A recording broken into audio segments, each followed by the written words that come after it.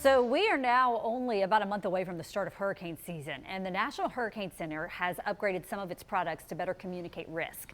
Meteorologist Lee Southwick tonight is explaining changes to their cone of uncertainty this season.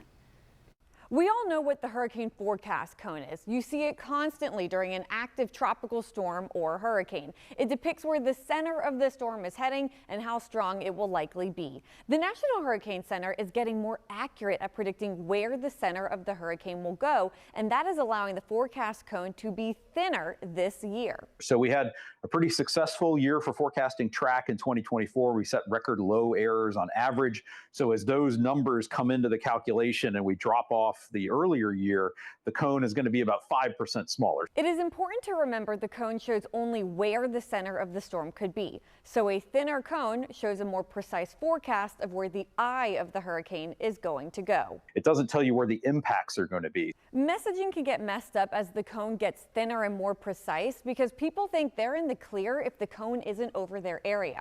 The National Hurricane Center is testing an experimental cone to try to combat that incorrect line of thinking. So the experimental cone shows the extent of tropical storm and hurricane watches and warnings over inland areas. And you can see that in this case, almost the entire Florida peninsula was under some type of tropical storm or hurricane watch or warning. And again, showing that wind risk extends well outside the cone itself. So remember, a smaller cone is a good thing because it means track intensities are getting more accurate. But just because you're not under the cone doesn't mean you won't receive wind, flooding rain, storm surge, tornadoes, or rip currents. The First Coast News weather team will keep you updated on all possible impacts to our area if a storm threatens, so stay with us through hurricane season.